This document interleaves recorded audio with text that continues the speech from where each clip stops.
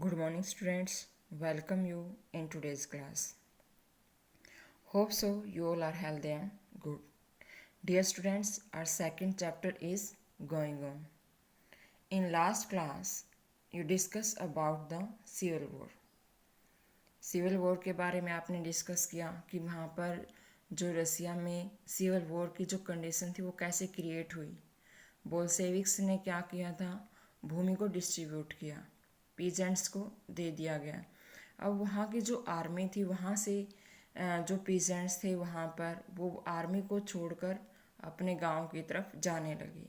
फिर इसका विरोध किया गया नॉन बोल्शेविक्स के द्वारा। तो वहाँ पर जो सिचुएशन क्रिएट हुई वो सिविल वॉर की सिचुएशन क्रिएट हो चुकी थी और अधिकतर जो वहाँ के पार्ट थे वहाँ पर बोल्शेविक्स के अधिकार में आ चुके थे। अब बोल्शेविक्स क्या कर वहाँ पर जो घुमंतु थे उनके ऊपर अत्याचार करने उन्होंने शुरू कर दिया। जो घुमंतुवाद था उसके ऊपर उन्होंने वो बैन लगाना चाहते थे। ये सब जो परिस्थितियाँ वहाँ पर क्रिएट हुई उससे किस तरह से आगे जो सोसाइटी थी वहाँ की वो सोशलिज्म की तरफ आगे बढ़ी।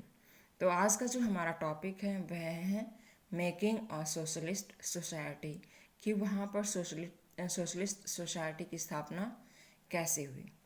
Bolshevik permitted peasants to cultivate the land that is socialised, मतलब जो भूमि का समाजीकरण किया गया था, समाज को दे दी गई थी। अब बोल्शेविक्स परमिशन दे चुके थे पीजेंट्स को कि वहाँ पर वो खेती कर सकते हैं, लेकिन वहाँ पर जो ये बोल्शेविक्स थे वो उस भूमि का यूज़ कर रहे थे। They used confiscated land. Confiscated means जब्त करना, जो जब्त की गई थी मतलब कब्जा कर लिया गया था किसानों के द्वारा, उस भूमि का यूज़ करते थे बोल्शेविक्स। क्या दिखाने के लिए? To demonstrate what collective work could be, कि सामूहिक कार्य क्या होता है, यह दिखाने के लिए अब भी बोल्शेविक उस भूमि का यूज़ कर रहे थे। अब यहाँ पर एक प्रोसेस शुरू हुई। यह प्रोसेस थी centralised planning. A process of centralised planning was introduced. यहाँ पर आपको ये जो वर्ड है सेंट्रलाइज्ड प्लानिंग, इसको याद रखना है क्योंकि ये इम्पोर्टेंट क्वेश्चन है। एक नंबर्स में आपको कहीं पर भी इससे रिलेटेड क्वेश्चन आ सकता है। Official assessed working of economy and set target for 5 years periods. On this basis 5 years plan were made. अब जो ये सेंट्रलाइज्ड किया गया, सब सेंट्रलाइज प्लानिंग की गई, योजना बनाई गई, तो इसके अकॉर्डिंग जो वहाँ के ऑफिशियल थे, मतलब वहाँ के अधिकारी थे, वो उन्होंने यह अनुमान लगाना, असेस्ट करना, मूल्यांकन करना, आंकलन करना किसी भी चीज़ का, कि जो इकोनॉमी है वह कैसे कार्य करेगी, इसका आंकलन उन्होंने लगाना शुरू कर दिया था। और उन्होंने एक टारगेट सेट किया 5 ईयर पीरियड, 5 वर्ष का एक समय का एक टारगेट उन्होंने तैयार किया और इसी के बेस के ऊपर वहाँ पर 5 ईयर प्लान बनाया गया, मतलब पंचवर्षीय योजनाएं बनाई गई जो भारत में स्वतंत्रता के बाद बनी थी, कि हम इंडस्ट्रीज़ लगाएंगे, इकोनॉमी को डेवलप्ड करेंगे, उसके लिए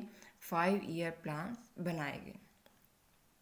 अब यहाँ पर जो गवर्नमेंट थी, गवर्नमेंट ने क्या किया? Government fix all price to promote industrial growth leading to economic growth. अब यहाँ पर 5 ईयर प्लान्स बनाए गए और इन प्लान्स में जो पहले ही पंचवर्षीय योजना इन्होंने बनाई, उन्होंने क्या टारगेट किया कि हम इंडस्ट्रियल ग्रोथ करेंगे जो हमारी इकोनॉमी को आगे लेकर जाएंगे। इसका इफ़ेक्ट क्या रहा? Industrial production increase. अब यहाँ पर इंडस्ट्रियल प्रोडक्शन इंक्रीज हुआ, न्यू फैक्ट्रीज सेटअप, नई नई फैक्ट्रियाँ लगी। तो ये चेंजेस किसके बाद आए थे? 5 ईयर प्लान्स के बाद, जिसमें इंडस्ट्रियल ग्रोथ का एक टारगेट तैयार किया गया था। अब यहाँ पर इंडस्ट्रीज़ में जो इंडस्ट्रियल प्रोडक्शन था, उत्पादन था उद्योगों में, वह उसको बढ़ावा मिला, नई नई फैक्ट्रियाँ लगाई गई। और इसके बाद क्या हुआ? Rapid construction. रैपिड का मतलब होता है तेज़ी से, कंस्ट्रक्शन निर्माण, led to poor working condition.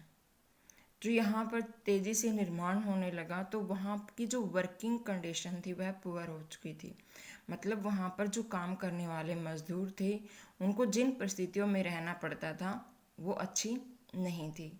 उनको जो फैक्ट्री में भीड़ से युक्त हो चुकी थी, वहाँ पर बहुत ज़्यादा व्यक्ति रहते थे और वहाँ पर काम करने की उनकी सिचुएशन थी वो अच्छी नहीं थी और बीच बीच में कई बार काम रोकना पड़ता था। कोई भी कंस्ट्रक्शन शुरू किया, जो पहले सबसे पहले एक शहर में कंस्ट्रक्शन शुरू किया गया, स्टील प्लांट वहाँ पर लगाया गया मैग्नेटो गॉस्कर में। तो वहाँ पर काम जो चल रहा था उसको कई बार रोकना पड़ा। अब इन सिचुएशन में चेंज लाने के लिए उन्होंने आगे कुछ सुविधाएं दी पब्लिक गवर्नमेंट उस समाज को, लोगों को, वर्कर्स को। क्या क्या उन्होंने आगे योजनाएं बनाई। They extended schooling system developed. अब उन्होंने जो स्कूलिंग सिस्टम था, प्रणाली थी, स्कूल की जो प्रणाली थी उसको डेवलप्ड किया और वहाँ पर जो पीसेंट्स के बच्चे थे उनको भी कुछ अलग से रूल रेगुलेशन बनाए गए। Arrangements were made for factory workers peasants to enter universities. जो बड़ी बड़ी यूनिवर्सिटीज़ थी, कॉलेज थे, उनमें दाखिला लेने के लिए जो पीसेंट्स और वर्कर्स के बच्चे थे उनके लिए अलग अलग व्यवस्थाएं की गई। Creches were established in factories for the childrens of the women who are working in the factories.